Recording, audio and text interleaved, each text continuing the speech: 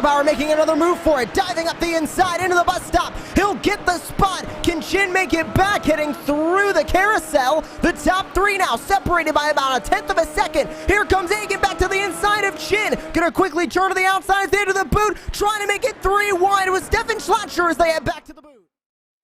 Schwabauer makes a big mistake and gets hit by Chin. Oh no, is he collecting anybody else? It doesn't appear so. Ethan Egan had to go quite wide. He's under attack now, but what happened there? The draft to his advantage. We hop over to a battle currently for second place. This is Stefan Schlacher, who was able to get around Ethan Egan a little bit earlier on, but Egan wants the spot back, and you see 4 cars behind him. That's LaVille, Grosser, Wood, and Hoffman, all trying to join this battle for P2. Around the outside, ending into the bus stop, gonna turn inside, completely misses the bus stop, and around goes Ethan Egan in the 20, right in the middle of the bus stop. He gets it back going, takes another trip through the grass as he heads into the carousel. A detrimental mistake for Egan. He went from battling for P2 to down in P8 just like that. Oh no! Well, off goes Hoffman. Yeah, oh my goodness, that was spooky indeed. Not a good way to potentially have the race end for you. Joshua Chin has crashed out. Joshua Chin has flipped. Huge damage. Look at how close this was for Jamie Wilson. Wow. That was inches right there. We grab a replay of Andrew Wood. He was going to be in second place before this incident coming out of the boot. Slams into the Armco, front wing gone. That moves what was originally going to be P3, Lucas LaVille, to second place. Or sorry, to the lead. Stefan Schlacher to second place. Quinn! Jan Hoffman. Quinn also off. 3 dominant cars off the track and out of the race in 1 lap. Oh no, Stefan spins right in front of Hoffman. Wants to make up that gap. Officially 20 to go when LaVille came across the line. Egan back up into P3, Schwabauer back up into P4, Molnar back up into P5. Those 3 drivers had incidents earlier on in the day. As we're on board with the 89 of Stefan Schlacher, trying to make a move on Willie Schwabauer to the outside on the exit of the bus stop, side by side, wheel to wheel, as they come through the carousel and into the boot they come. He's going to grab the spot on Schwabauer and close the door as they head into the boot. Rounds the final corner. Lucas LaVille wins Watkins Glen, the Classic IndyCar Series race here. Welcome back, everybody, to the Super podcast for the Classic IndyCar Series. I'm your host, Josh Baird, and I got another guest with me today. And today I am joined by Lucas LaVille, the current points leader for the 2021 season of the Classic IndyCar Series. Maybe Mr. Repeat? Maybe. Who knows? Hi, everybody. Yeah, so welcome, Lucas. Thank you for joining us today. And so we have 2 races to cover. We're going to cover Watkins Glen here in this first part, and then we're going to go ahead and cover Richmond in the second part of this super episode. So I'm pretty excited about these 2. I think they were both very action-packed. I know Lucas will probably be excited to talk about his adventure at Watkins Glen, leading to the W for him. And I hope you guys are enjoying these new highlight reels that we're posting right before we start these segments. So let me know your questions, comments about those if you have any concerns with those. But we'll get right into Watkins Glen here. So looks like kind of the people that have been running the show this season were the qualifiers for Watkins Glen. Ethan Egan in first, Josh Chin in second, Willie Schwabauer, Lucas LaVille, and Robert Grosser. Lucas, do you kind of feel like that this season, 2021 season's changed for a competition level? I mean, you're talking Ethan Egan, Willie Schwabauer are 2 new names that obviously Willie was not even on our in our league last year, but some new names up top. New names on top, indeed, and it's not really a surprise when you see the level of progression that Ethan, for example, has shown through the races, through seasons. He really picked up the pace and is now fighting every day pretty much for the win. So that's really nice to see. Josh obviously being Josh and being up there all the time. Not a surprise there whatsoever. Robert being Robert and being consistent when he doesn't get crashed out. Right. It's nice to see Stefan being back and being somewhat fast up front. But yeah, it's very intense this year, absolutely, and pretty much the better part of the top 12 can really win every single night. So you never know what's gonna happen. You never know what you're gonna get. The starting grid really doesn't reflect the finish most of the time, since you gotta survive to get some big points. And Watkins Glen showed it, as we're gonna talk about. Oh yeah, for sure. So yeah, you brought up a good point with Steven as well, and I'm gonna try my best not to butcher his name like they did on the broadcast. So bear with me if I get it messed up a little bit. But he did great as well. That was an awesome time watching him show up in his debut for this season. So I know he took some time a while back to come in and race with us and took a break. So it was really good to see him come back and take off so well. So we ended up having 26 entries for that race, which was, to me, was a little surprising. I don't know, Watkins Glen might be that track road course that people are more comfortable with. So maybe that's where we got the extra entries there. But we had great competition throughout, so that was very exciting. And one of the things I noticed was at the start, we had 3 lead changes before we even hit the bus stop chicane. I don't think I've ever seen a Classic IndyCar Series season where it seems to be this crazy. Maybe Montreal last year, I think, was These kind of tracks always put some crazy shows early on, just because you get so much draft and so many opportunities to make moves in the first couple laps, and even the first couple corners, even as we saw at Watkins Glen. So yeah, that was pretty sick up front. That's for sure. Yeah, for sure. After seeing that, I kind of felt like that we were going to have a heck of a race ahead of us. So I was very excited to see that. And then I noticed Willie, Chin, Egan, and Schlacker, they had a big battle right there at the beginning. And then that was a lot of fun to watch. It was really tight between those 4 guys. I think it was almost for an entire lap, correct me if I'm wrong there, but it was a lot of fun to watch. And then I think Willie and Chin kind of break out. And then going into the long right-hand turn, Willie kind of loses his back end a little bit, and then causes some contact with Chin that just totally created some chaos there for a couple laps on shuffling the leader position. So it was a lot of fun, but then all of a sudden we had a weird chimera curse on That's our first stop, yeah. Yeah.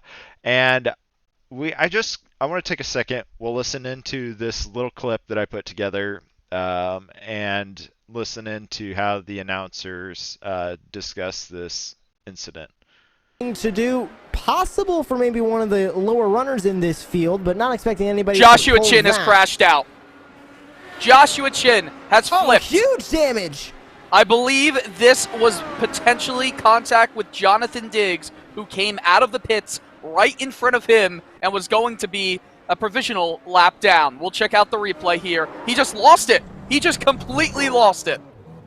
Oh, and he overcorrected into the grass as well. That sent his rear tire into the Armco barrier, and up and over he went. Like you mentioned, Dylan, no contact with anybody. Getting the power down, cold tires. Lost it, overcorrected, spun it out, and up and over he goes onto his lid. That is exactly not what Joshua Chin wanted or needed. He was the dominant car here today, trying to pick up his 2nd win of the season, be the first driver to pick up his 2nd win of the season, and that just went out the window just like that, coming out of the pit lane for the first time. That is remarkable. Wow. No words to exactly describe that. It is one of the rare Joshua Chin mistakes, and it comes at one of the worst points. Look at how close this was for Jamie Wilson. Wow. That was inches right there. I'm sure he did not expect to see Chin flipping like that.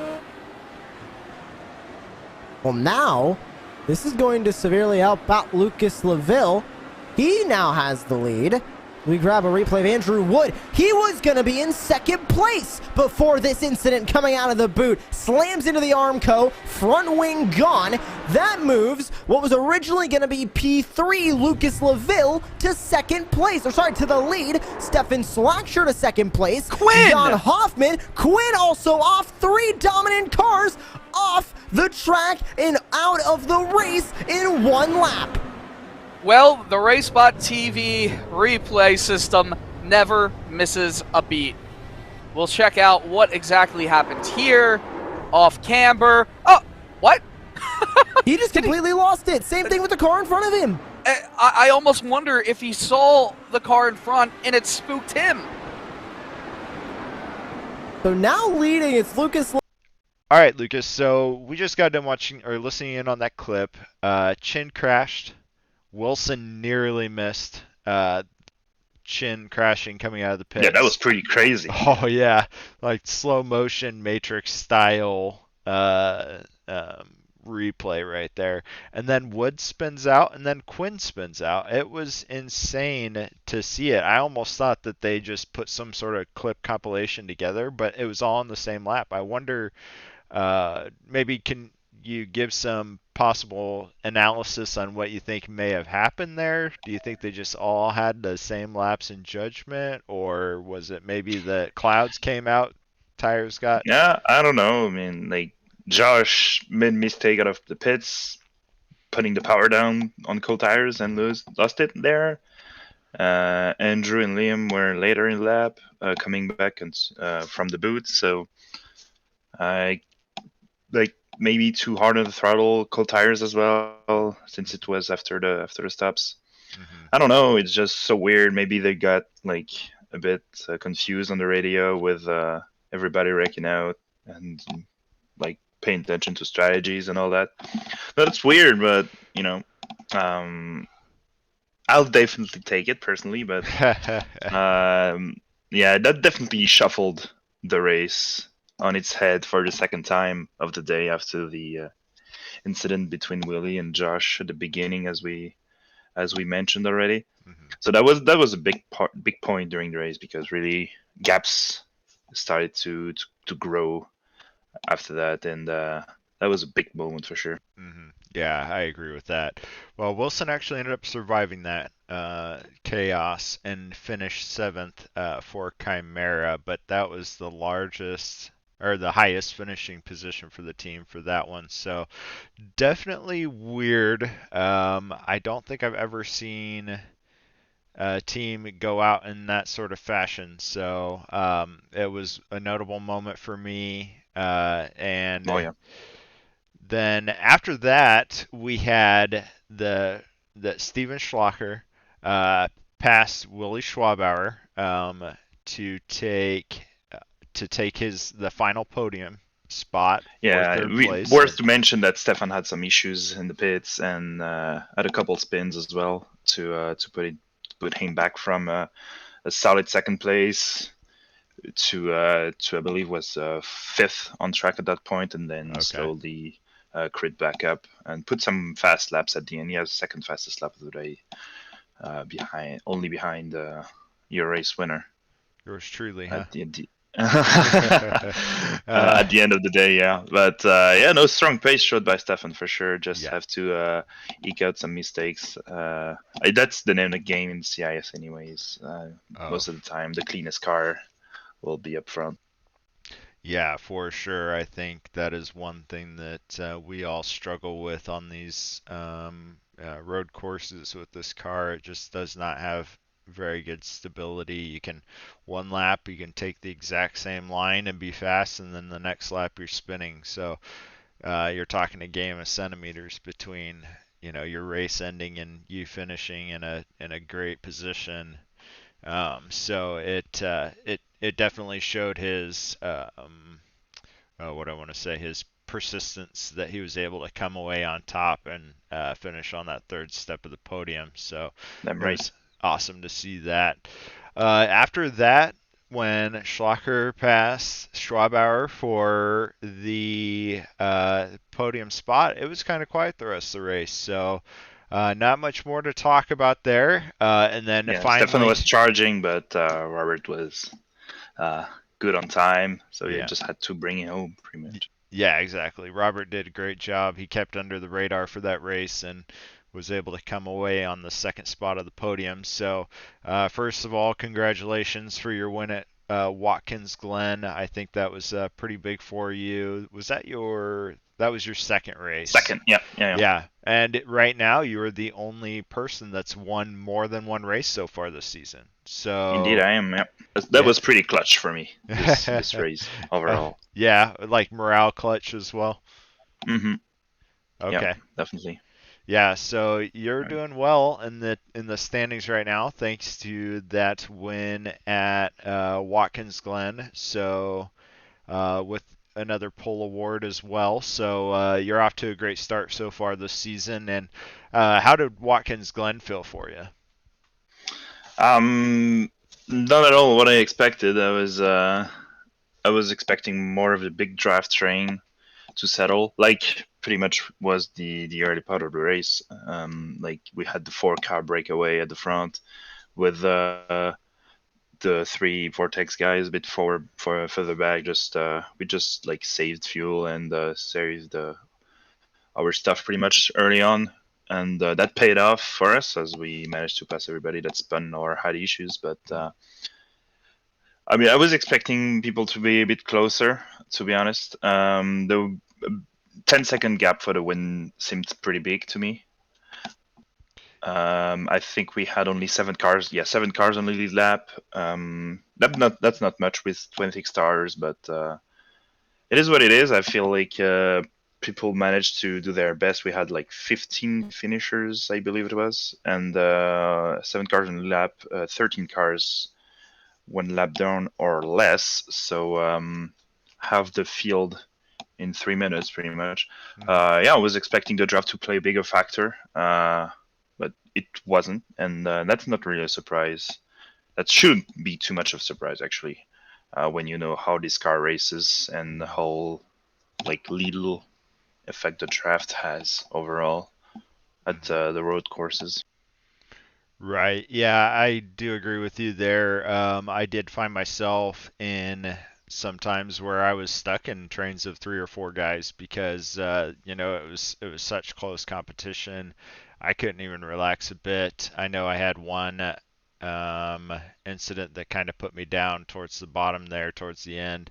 Unfortunately, that ended my chance. I was kind of riding behind Jamie Wilson going into that final pit stop and made a mistake there. So dropped me out of the top 10, but I felt like I was constantly surrounded by people. And it sounded like it was kind of that way for you guys up at the beginning too. So, from a driver's perspective, it was a lot more fun for us to get out on that track than maybe it may have been perceived on the broadcast per se. But I noticed that you and Robert were 1 and 2, and then the next one was Marshall Stanley down in 11th. Was Marshall? I felt like he was doing Damaged pretty on lap well. 1. Damaged on lap 1. Yeah, so he kind of struggled that day as well. Jan was there for us for most of the race, but had issues at some point spinning out of the coming back into the bus stop and had some damage, had to retire. Yeah, So that's what it is.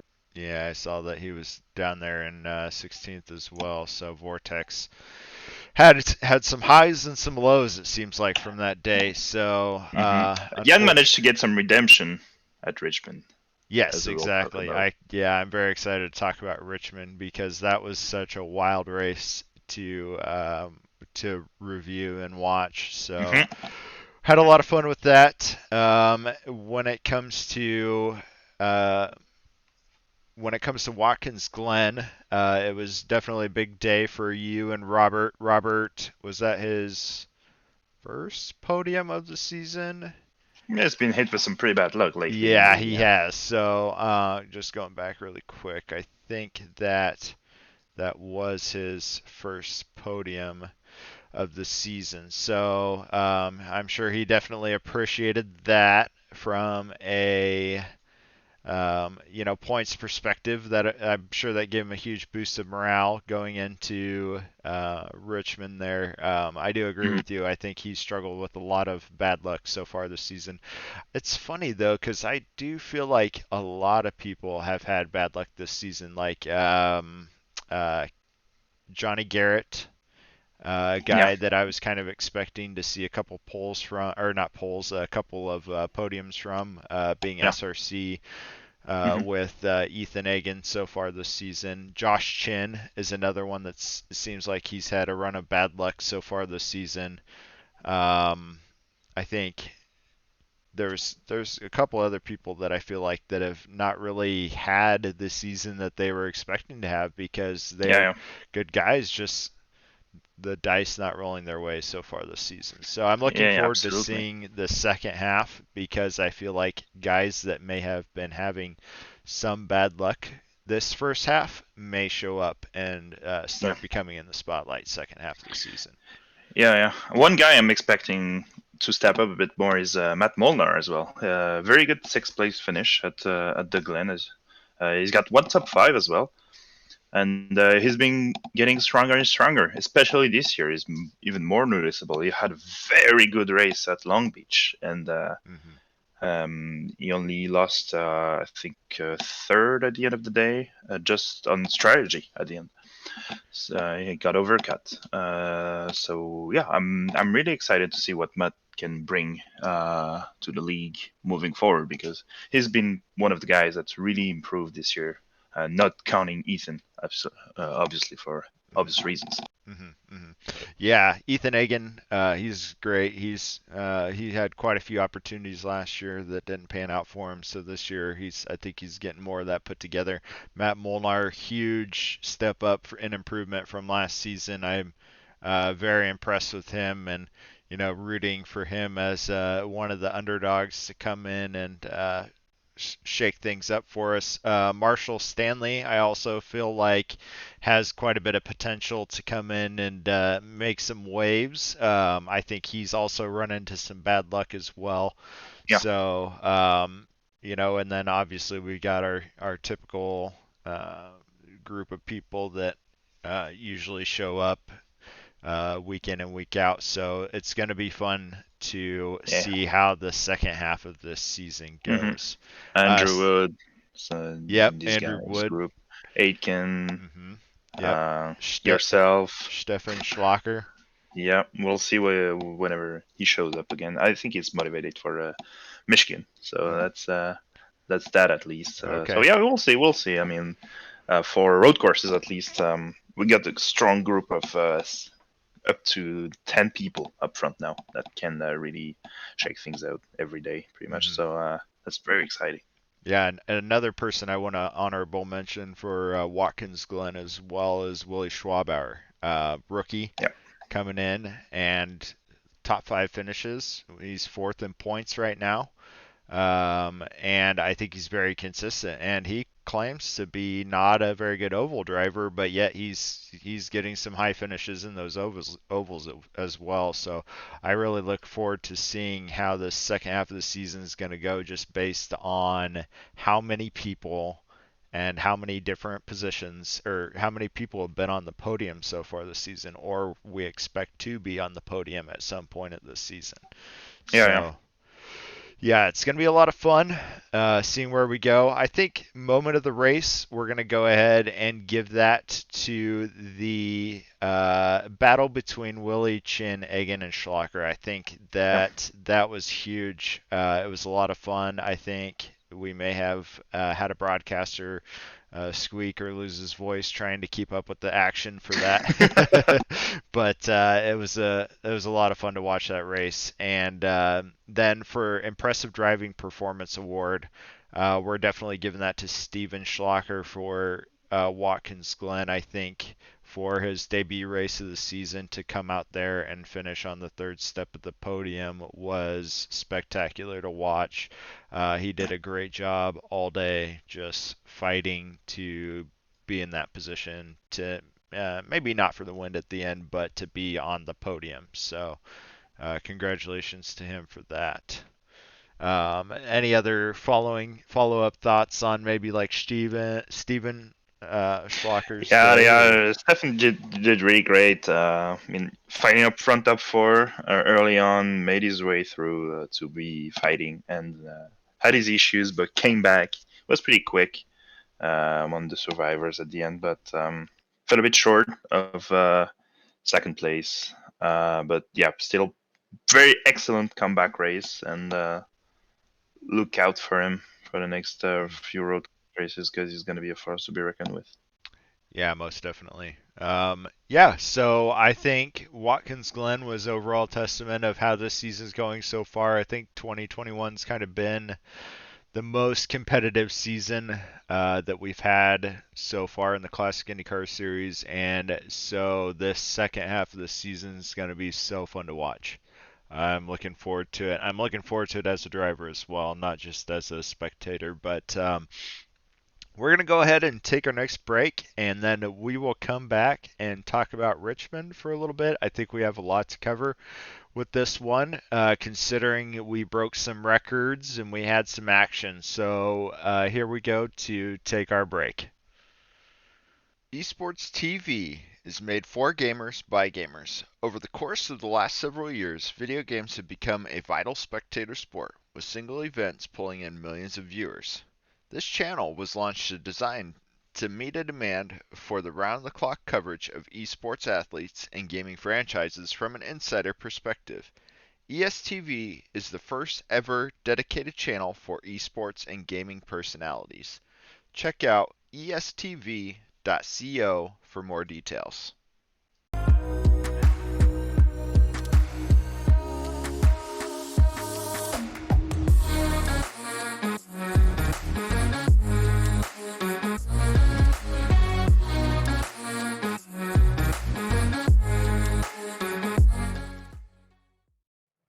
Here we go then. It is time for the first Triple Crown event.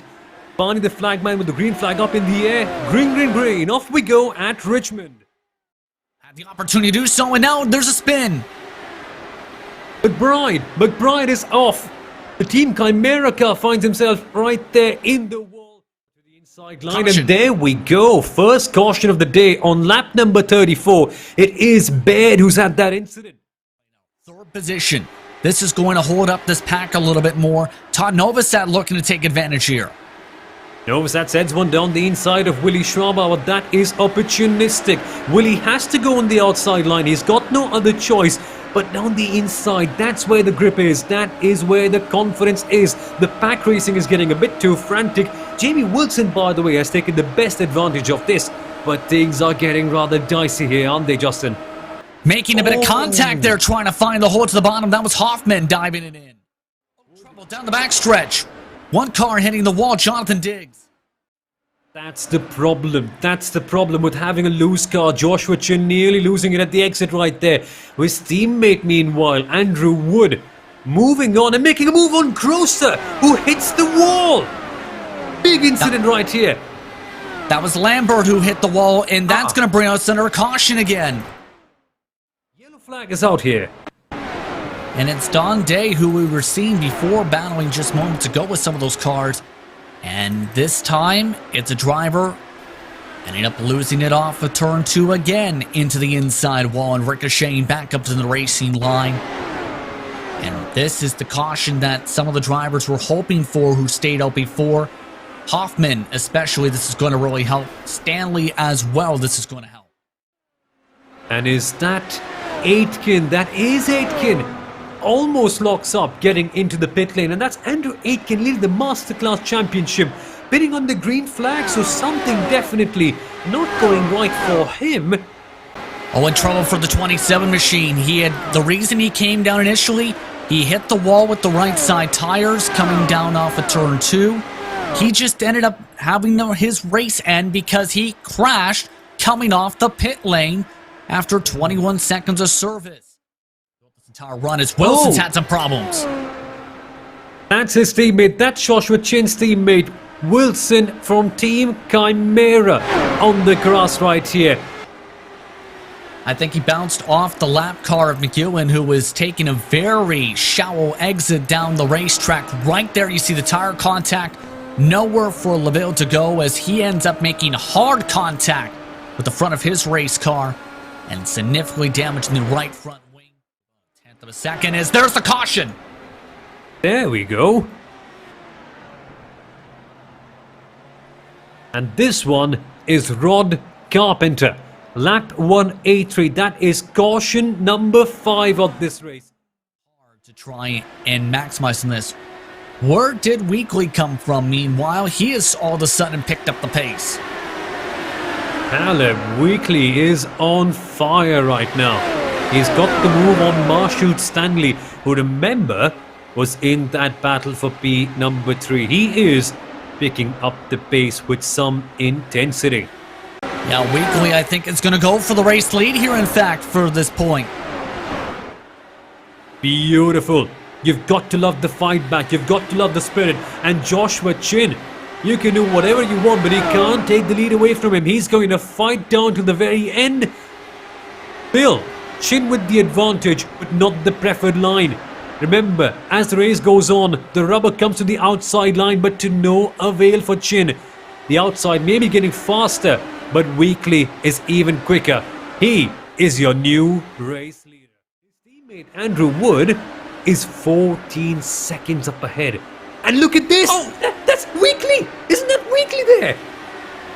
And that's going to bring out the caution, and that changes everything. Who's going to be the leader here? Exactly! Josh Baird! Justin Josh Baird! The driver who brought out the first caution could very well be a winner. It's a call I would make. Josh Baird did not elect to pit, though. Again, did not pit, I believe. Pardon me, the 20 is a wave around possibly here. And is actually coming around to the lane to come down. So this is potentially going to put us to 2 cars on the lead lap, maybe? Tell me about it. It's been crazy. And Josh Baird has decided to stay out there. That is a bold call from Josh Baird right now. This pins Wood. This pins Wood, though, a lap down for sure. Because guess who's behind him? Wood. As the white flag goes up in the air, Jan Hoffman might be smiling from ear to ear. His driving was superb. He just kept his calm, kept his nerve all the way through. And one inspired strategy call gave him this one. Jan Hoffman wins in Richmond, and he's the winner of the first of the 3 Triple Crown races. Welcome back, everyone, to the Classic IndyCar Series podcast. We just finished watching the Richmond highlight reel, and again, I have Lucas Laville with me, looking to repeat his second championship, be the #1 driver, maybe for 2022. How do you feel your season's going so far, Lucas?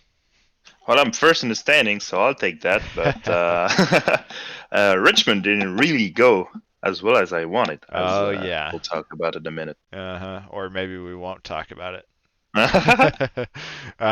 So yeah, Richmond, great race. Fuel strategy became an issue.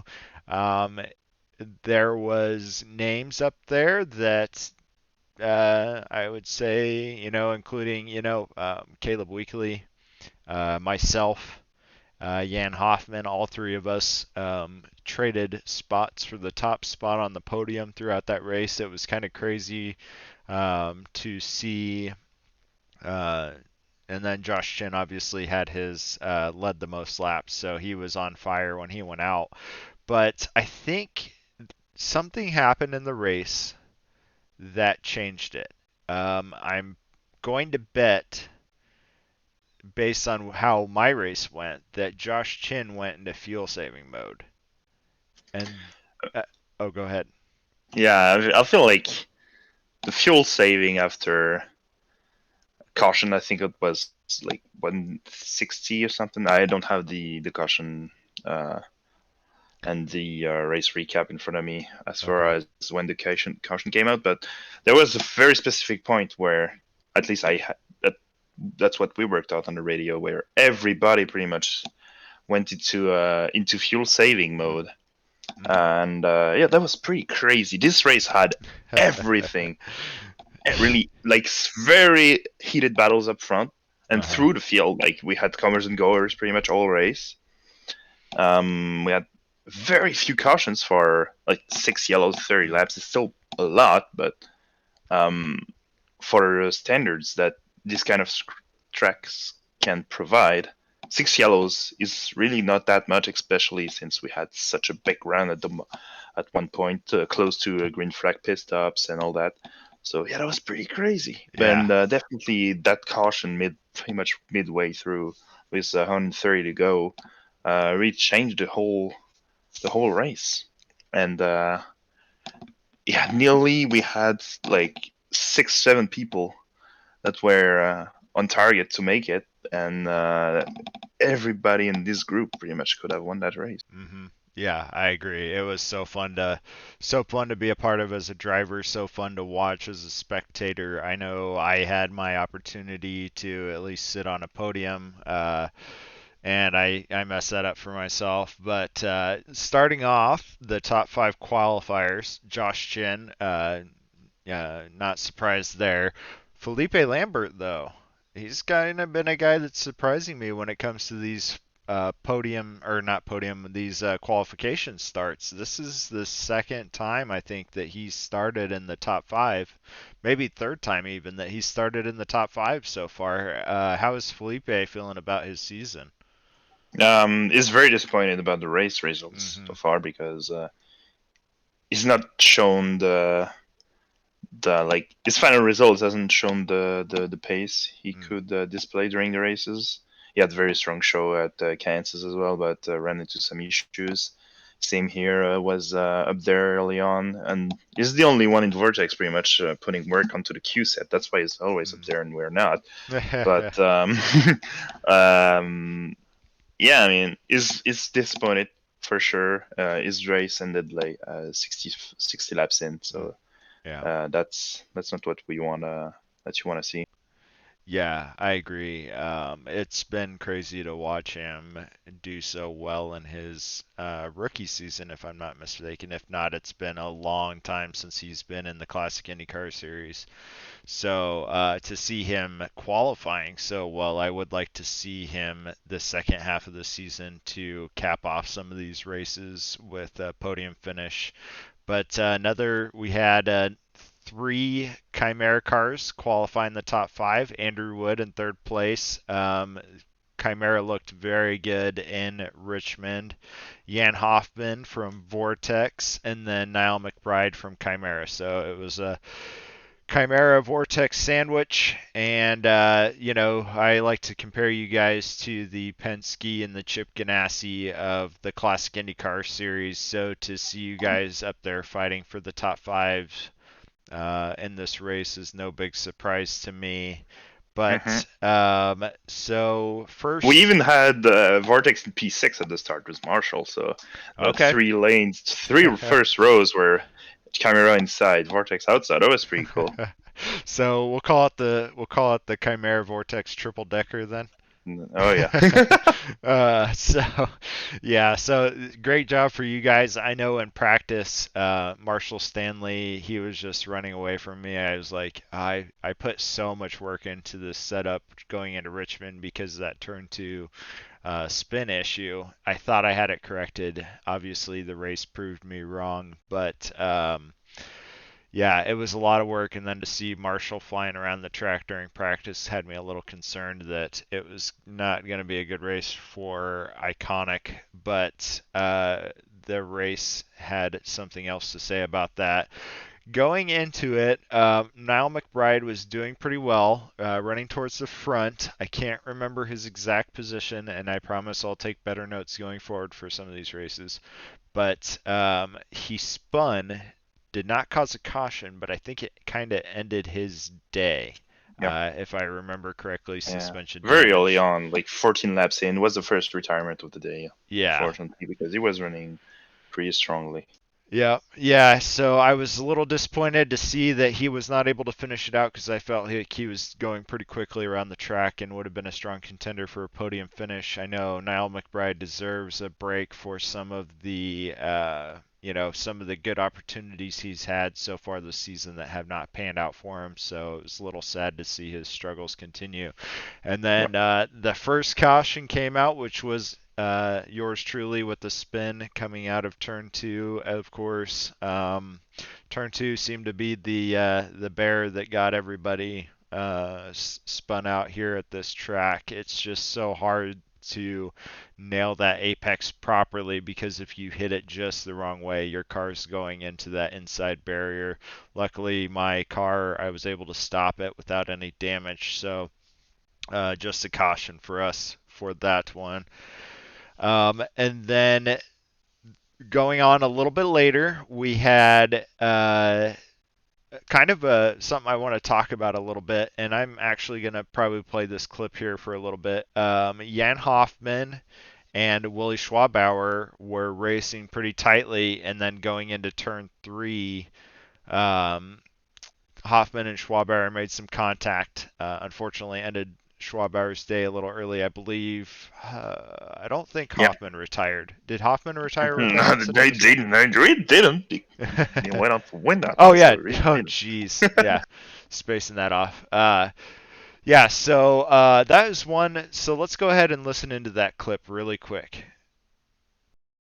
It's going to be, I think, right around where some of these battles are going to start playing out. Third position. This is going to hold up this pack a little bit more. Todd Novosad looking to take advantage here. Novosad sends one down the inside of Willie Schwabauer. That is opportunistic. Willie has to go on the outside line. He's got no other choice. But down the inside, that's where the grip is. That is where the confidence is. The pack racing is getting a bit too frantic. Jamie Wilson, by the way, has taken the best advantage of this. But things are getting rather dicey here, aren't they, Justin? Absolutely dicey and very tight right now. It looks like that Schwabauer is not wanting to give up this position whatsoever. Unfortunately, though, making a bit of contact there, trying to find the hole to the bottom. That was Hoffman diving it in. And Hoffman with that fresh rubber going on Willie Schwabauer, remember, who does not have that fresh tyre. And you could see how much confidence Schwabauer lacked in comparison. He was forced off to the outside line, and that could have been far, far worse. Time for a race. All right, we're back from the clip here, and I just want to talk about this a little bit because this is kind of one of those moves that I think is kind of the gray area between racing incident and contact. Going into turn 3, Hoffman was behind. I think he tried to go in a door that was closing. Schwabauer came down. A little bit of netcode involved there. Unfortunate incident. And I'm always going to side with what the race stewards decide, and so you won't hear me, totally disagree with that, considering that, you and I are part of that committee.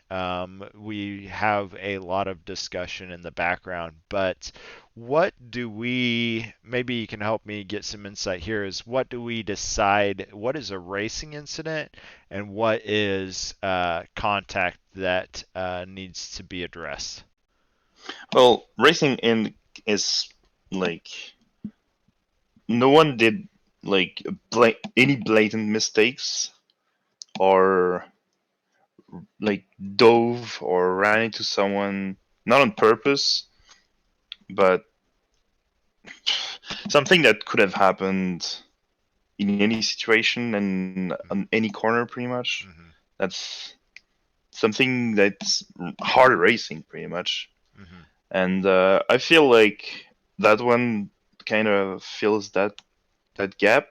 Jan came from far. That's pretty true. Mm-hmm. But it was early on, and maybe Willie could have seen it coming because Jan was actually running the low line the whole back straight. So it's a fine line. Everybody can have their own opinion about, especially this kind of incident. Yeah. At the end of the day, we would like to see people race, and not be scared of penalties when trying to go for passes and back out if not everything is absolutely clear of any suspicion or any risk. Mm-hmm. Racing would be very sad if people don't take any risks, I feel. Yeah. Yeah.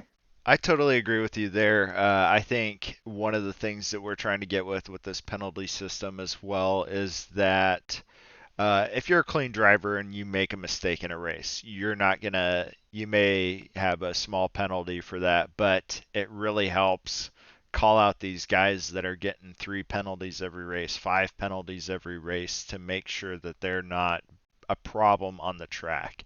So when we think about stuff like this, we are a little more strict because if you are a clean driver, you're going to take that one hit and then you'll be fine the rest of the season.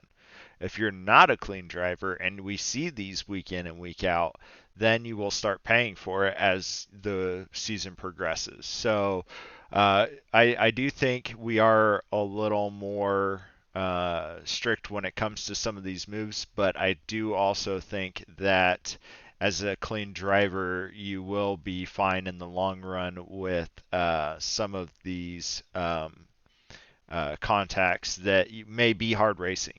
Hoffman, yeah, it was very on the fence. I think it did take us a couple days to review this one and have some discussions to decide how to call this one because it was so close. And unfortunately, Schwabauer's race was ended because of that contact, which was maybe another contributing factor to what decided how the penalties were established. But it will be we do try our best as stewards to try to be unbiased as possible. Try to make sure that everybody out there, if you're making a risky move, sometimes you got to pay for it. And I think Hoffman is wanted to make that big move, and unfortunately for this time, it didn't pay out like it normally would. Or in another case where they both might have got taken out, or in another even scenario where the net code didn't happen and they didn't even have the contact, and it was just a great racing move. So big gamble. Unfortunately, it was lost on Willie Schwabauer for that one. Ended his day. But moving on to some of the other stuff, we had a rash of cautions. Jonathan Diggs had a spin in to go for the second caution, and then the third caution, Felipe had wall contact that created the third caution. I put in my notes here chin spin and Felipe Lambert wall contact, but I can't quite remember for the life of me what actually happened. Josh spun out and Felipe hit the wall trying to dodge him. I think that's what happened now. Okay. We are doing a great job preparing this and knowing exactly what we're going to talk about, right? Yeah, right. Well, so going forward, I'm probably going to take better notes because looking back on this now, I'm like, okay, some of this stuff doesn't make sense to me. But unfortunately, I've been procrastinating trying to get some of these podcasts done. So I've taken some.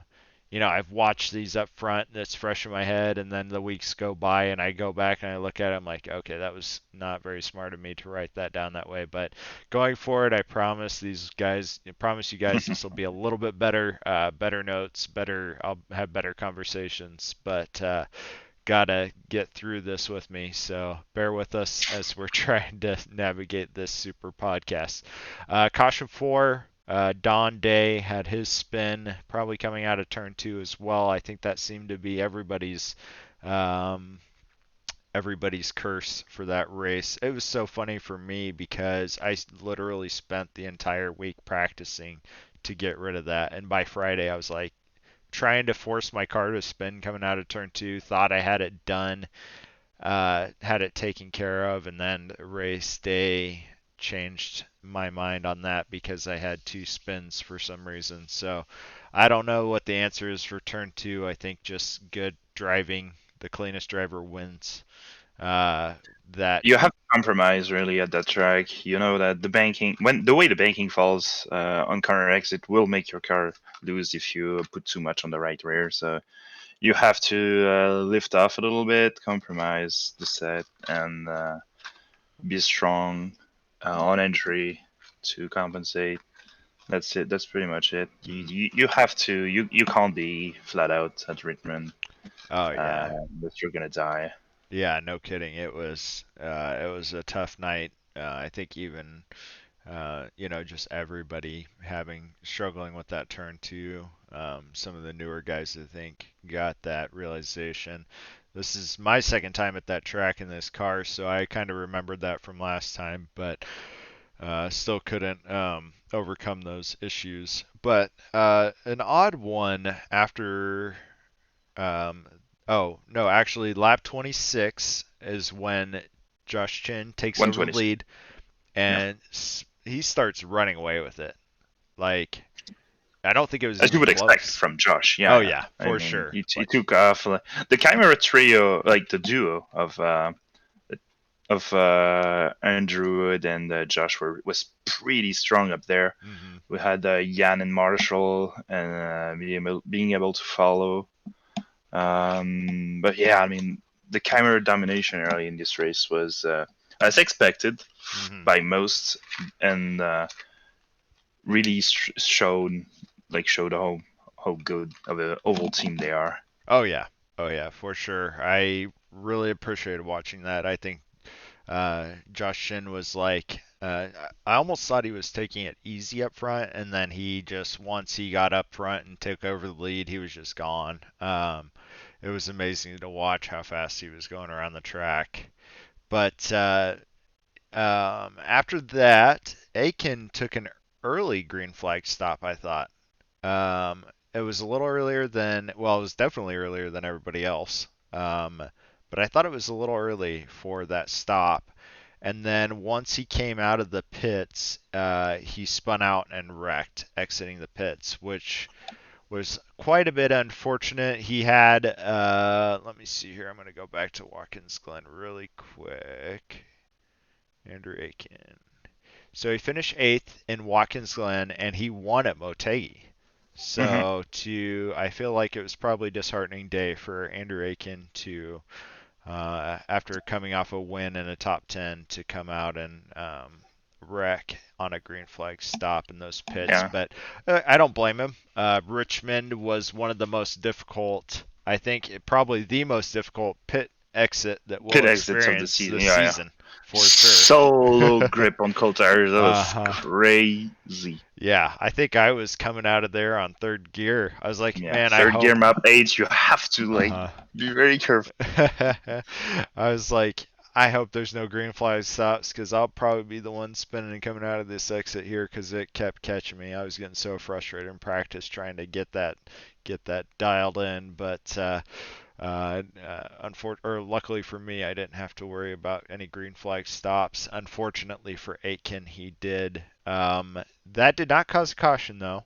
So after that, I think Todd Novosad, I know he was pretty high up there. He had a spin coming out of 2. That was one of his best days that he said he's had. And unfortunately hit that spin, kind of messed that up with him. And then next is the contact between Jamie Wilson and McEwen. And I don't think we're going to cut to the clip for this, but I do want to discuss this a little bit, about lap traffic. You know, another one of those situations. Was it a racing incident? Was it good, clean racing, and just happened to have that contact? I know you might be a little biased with this incident, but what we decided as stewards was that Art McEwen came out of his out of turn 4 outside of the racing line. I think he dipped a little low. Jamie Wilson was not expecting that and created the contact, and he hit Wilson, and then you got caught up in that as well, which ended your Jamie race. DNF. No, Jamie DNF. I managed to survive with front wing damage, but lost 3 laps spinning under Oh, green. okay. Okay. So, I don't know why I put that in there. Oh, it ended your possibility for a win, that's for sure. Yeah, that's for sure. Yeah. Mm-hmm. Yeah, but ended Wilson's race, and it was just unfortunate. I think if we were to go back and say, hey, what can we do better about this situation? I think if McEwen just would have held his line, stayed up there against the wall, because 3 and 4, or I'm sorry, for that front straight there, riding the wall was the most effective way around the track. Let Wilson come out underneath you. That would have made a very different situation. So, unfortunate end to Jamie Wilson's race, and I would say pretty much yours as well, because at that point your contention for the race win was well out of sight. So, after that, it was a few more laps before Rod Carpenter had a beautiful wonderful 360 360 out of 2. Yeah. Oh man, I love that. Caused caution number 5. A very graceful way to spin out. I wish my second incident was that clean, because that really hurt me for that, for my second spin. But caution 5. And then this is where I think the game changed for Richmond. Yeah. Because after this caution, Josh Chin was just barely hanging on to the lead. Caleb Weekly goes into the pits, gets fresh rubber and gas, and then Weekly shoots out of the gun like a cannon, or shoots out like a cannon, and just flies up to the front of the track and takes the lead. Weekly, I think he does pretty well on oval. That's kind of his thing. I think he's had some unfortunate events that has led to him not holding on to the lead. But he looked on like a man on fire for that section of the race. Reminds me of Indy. Was it last year or 2 years ago? It was leading for a good part of the race, but maybe he's too aggressive trying to. Maybe he's thinking about the short game more than the long game. I don't know, but as you said, ovals are his bread and butter, and he's gonna get one in the short, like maybe this year or next year. I feel just gotta be careful. But as you said, really strong show. Unfortunate about the spin, but that's Richmond for you, I guess. And as you said, it really shook the race on its head for the second time after the road caution. Yeah, that caused some split strategies as well. There we saw people like going for crazy stuff, long like on 30 laps, stints on fuel, or tried to at least, and that's pretty crazy. Like lead changing so many times, the gaps growing and lessening in like 3 laps as everybody changed fuel maps and running path throttle. So you never really knew at that point what the race was going to give you until like the last 10 laps, pretty much, or at least that was the plan until the weekly caution came out. Yeah, that section of the race, I know as a driver, was huge for me, because at that point I looked at JRT. It's like, you're 1 gallon short of finishing on this tank, and I'm like, oh, here I go. So cranked up the fuel mapping. I think I was even at like fuel map 5 at one point, because I was just crunching so hard to save fuel. And Caleb, it was unfortunate to see his race end the way it did, to cause the 6th caution. I think that he's probably gained a lot of experience based on, that situation. And I see him growing stronger on these ovals every season that we've gone through so far. So I think he'll be coming up for his chance for a podium or a win here pretty soon. So if he just hangs in there and keeps it clean until the end of the race, I think he'll be up there one of these days here, maybe this season or next. So looking forward to that. And as you said about the fuel saving, I know that was on everybody's mind, even I'm sure Jan Hoffman as well, because he was one of the few people that did not pit during that green flag stop. So a ton of guys stopped on the green flag. I know I was able to stay out, and then Hoffman was able to stay out.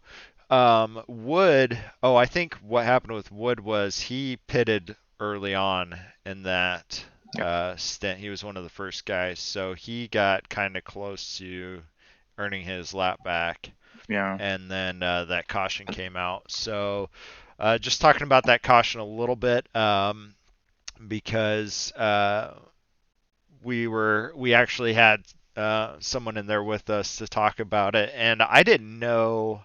I guess I didn't know I was one that Hoffman and I were the only two people that were still on the lead lap. Yeah. That was pretty sick. So had I known that, I probably would have went in there and got fresh tires and fuel, and maybe it would have saved me, maybe not. I guess I can't say. Hindsight bias is always 20/20, of course. But Hoffman and I were able to save fuel, and holy crap, did that flip everything over, because I'm sure that all these guys were thinking, well, crap, now I'm stuck 2 laps down, and here these guys are with fresh fuel and rubber. Yeah. So that was something. That was really something. I mean, like, there's these like people on different tires at the end and different fuel levels fighting to get their lap back. Oh yeah. There was a hectic. That was a bit anticlimactic for the last 30 laps, just because the gap was so huge. Yeah. Jan just cruised pretty much. Yep. And someone here lost the podium for whatever reason. Yeah, so I think my tires got a little worn out because I did not pit with Jan Hoffman. I was actually trying to stay out to pin more people down, but I didn't realize I could have pitted and still pinned people down anyway, so that was my mistake. So I was still fighting to save fuel, which is why I let him pass me pretty early on. But, yep, so we went back green flag, and it should have been a battle between me and Hoffman for that win, but I ended up spinning and lost my opportunity for the podium. So, unfortunate end to my day. So that ended up with Jan Hoffman taking the win, Andrew Wood, Josh Chin finishing second and third. Ethan Egan, another great showing, so very proud of him for the season he's having. And then Marshall Stanley finishing in 5th place. Both these guys trapped by the cautions. Yes, exactly. So if they wouldn't have been trapped by the caution, I'm sure it would have been a great finish to watch. Getting Josh Chin back out there full speed, I'm sure he would have the opportunity for the win. But yeah, so unlucky for just about everybody except for Yan and myself for that last caution. But it ended up for great commentary, and it was a lot of fun to be a part of, especially because I feel like it's becoming more common, and I think maybe it's because of the step up in competition this year and the last year, but fuel has not always been a factor fuel saving has not always been a factor, or has it been a factor, do you feel, for the Classic IndyCar series? It always has, just because if you can save this extra, especially on road courses most of the time, if you can save that extra couple laps, since you are the one left on track with the light car, you're gonna be like a second quicker than everybody that already pitted, so you can overcut. The overcut is always the track to go to on road. On ovals, same can apply if you can save like 5-6 laps running 75% throttle behind someone. Just because it's so hard to pass, you can overcut and gain big time late in the race and just pull away if you feel like it. So yeah, you really have to know what the numbers what numbers you should be looking at and what the fuel maps do. This is a lot of prep work though, and demands a lot of practice, a lot of dedication, and a lot of commitment as well. When you decide on what you're gonna do during the race or during a stint, you have to like go through your plan and not give up in the middle or just start saving 30 laps in a run or just go flat out when everybody's already like 5 seconds in front of you. It's not going to pay out. You have to commit in this car. Yeah, I agree. I think I've been learning quite a few lessons of that lately with fuel saving strategies and stuff like that. And I think this is going to be a huge testament going forward for the Classic IndyCar Series of what you can do with the proper strategy. I mean, Jan Hoffman literally broke a record for the longest lead because of his fuel strategy. So that'll be huge, I think, for us going forward as a league to see that what you can be capable of if you plan out your race properly. And despite being that last caution, I think that the overall it would have been a great finish. I would have seen probably Chin go away with that win if it wasn't for the caution. And then Marshall Stanley was able to finish in a nice top 5. But I think one of the big things was good for Chimera to get second and third on the podium after the bad karma at Watkins Glen. And then obviously I want to give an extra shout out to Caleb Weekly. He was on fire for that chunk of the race that he dominated to get up to the front of the pack. So unfortunate way to end his day, but it was very fun to watch him take up like that. So I think the moment of the race for me was the Caleb Weekly caution 6 that obviously flipped the script and Absolutely deserved the most notoriety throughout that, good or bad, and saved Jan Hoffman's day. So the most impressive driving performance award, obviously we're going to give it to Jan Hoffman. What a great way to be patient, save fuel, and get out there and have a record-breaking win. It was a lot of fun to watch Jan Hoffman first win perform like that. Yes, it was his first win. So I think that's another testament to how crazy this 2021 season's been so far. You got Jan Hoffman out there with his first win, record-breaking first win. 4 different race winners so far this season. 7. I'm the only repeat. 5 actually. Yeah, 5. At 5 different range winners. Yeah, yep. And 6 races, all at different types of tracks as well. So, championships are really close. Mid pack is gonna be a grind, as always. So we shall see really what the second part of the season brings. But as you said, big win for Jan is gonna bump his confidence up big time for the next race at Michigan. And even though he was deemed responsible for the caution with Wheelie early on, still a pretty strong race for him, being up front all the time and getting that dub at the end. Yeah.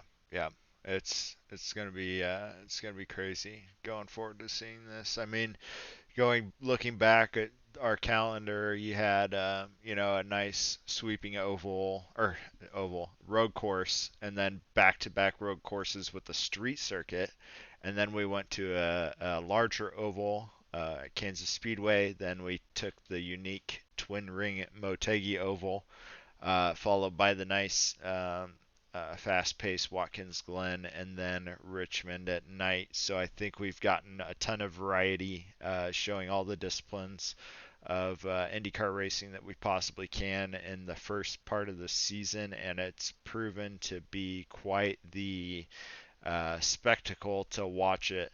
So coming up, we have Michigan International Speedway from the Legacy layout. And then probably going to be one of my most anticipated races is going to be Sonoma Raceway with the IndyCar layout. So I'm looking forward to that one. I think, well, this is definitely the first time I'll race it as a Classic IndyCar Series driver. But have we ever raced this before in this series? No. Oh yeah, we have. Okay. Okay, good. So we'll have some people with some expertise in that area. Then next to Chicagoland, followed by Mid-Ohio Sports Car Course, probably one of my least favorite road courses in IndyCar because of all the lightweight elevation changes in that car. You have to work there. Oh yeah. Work. That one's going to be nuts. So we'll have to see how that one goes. I don't anticipate I'll be finishing very well at that one. Followed by Road America, one of my favorite courses. So I think it was pretty action-packed last time we got there. And then everybody's favorite Indy 500. I think I appreciate how Classic IndyCar Series caps the season with the Indy 500. I think this last year just showed how cool it is to have Indianapolis Motor Speedway as the end of the race, because if it's going to be anything like last year, there'll be a points championship with the Triple Crown involved. So it will be an intense race, and I am looking forward to that. Especially with the roster we have now. Oh yeah. There's so many drivers capable of winning this race. Yeah. And if we don't get anything major on the car in this season 4 build, which we shouldn't expect given the history iRacing has given the IR05, we should be expecting very good bunch of drivers up front all day. I hope Henry Bennett will come back for this to defend his pole at least. Yep. And we'll see what the races bring, and if Vortex can have the 1, 2, 3 once again. Yeah, right. So we are going to try and top that with Iconic Motorsports. Hopefully we can go ahead and get in there as well, throw our name in the hat this year. But looking at the season so far, I can't tell you. I have no clue how this is going to end. Like, you could be a return winner. Ethan Agan with SRC can come back and have a race, have a great finish to the season. Josh Chin, obviously, right there. Josh could win all 6 races that remain to get right. the title. That's it. Yeah, exactly. You just know he can. And you just know he can. Oh yeah, Marshall Stanley, not. I don't think his season's been the flashiest, but he's finishing, and he's finishing well. So if he gets a couple more maybe podium wins, he'll be up there as well. Willie Schwaber's driving lights out for his rookie year. I'm looking forward to seeing how he finishes as well. And then Robert having an unlucky season. But still in 6th as the points stand. Andrew Wood, we know that he's going to have a great rest of the season, barring no more bad karma for him. Jan Hoffman in 8th place, just came off a win, so he's got a lot of momentum going into the second half of the season. And then Andrew Aiken with Aero X also has his win, I believe first win of the season, wasn't it? Yep. Mm-hmm. Okay, so yeah. Yep, so he's stepping up as well, and then Matt. Yeah, it will be mostly a contender on ovals though. not as much for the overall standings, but you can be like a difference maker and can really spice things up there and really mess someone's season. Yeah, so it's been quite the season so far. Just seeing how many people have been up there, and Hans Pickenen had a good race earlier this season. Jamie Wilson, I think if he can get out of some of his bad karma, he'll be great. There's just so many names that I'm putting in the hat this year for at least getting on podiums, if not making some shocking moves throughout the rest of the season. So, and then when it comes to team standings, Team Vortex is up front, and then followed by Chimera, and then Iconic, and then SRC's sitting in fourth right now, very close to passing up Iconic. I think we got a pretty tight race going right now. Oh yeah. And then Aerox, not quite the season that they have an okay season. I wouldn't say it's been the best nor the worst. So we'll see them show up, I'm sure, at the second half. And then Well, Galaxy. they have a win, so that's that. But Randy Shoemake has been having some hardware issues, unfortunately, so he hasn't been able to really show his strength, especially in ovals. So that's a shame, but I expect them to rebound in the second half of the season for sure. Yeah. Yeah, so with all these guys that we're expecting to show up at the second half of the season, I think 2021 is only going to get more fun to watch, and so excited for how that's going to finish off. So I think that's all we have time for today. I appreciate you joining me here, Lucas. Do you have any closing remarks before we head out of here today? I'll definitely tune up to the next few broadcasts. Michigan, second race of the Triple Crown. Here's a must-watch. Should be a wild one with the speeds and the draft levels and all that. That was gonna be pretty crazy. Other than that, thanks Josh, mate, for having me, and I wish you everybody a good week, and we'll see you very, very soon on track.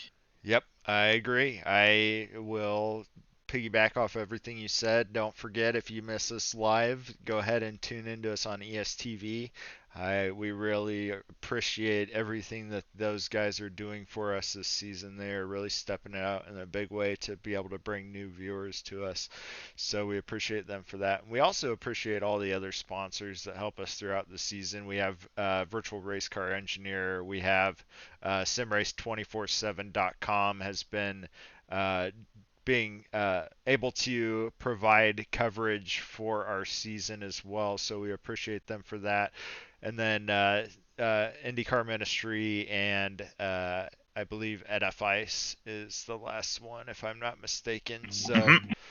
So if I missed a sponsor, I'm terribly sorry. I don't think I did. But I hope that you guys enjoy the rest of the season. And as I said, this podcast, super podcast, step back towards the right direction. Hopefully we can provide better content for these podcasts going forward. So thank you guys for tuning in today. Thank you for supporting our league, and I hope to see you out on track.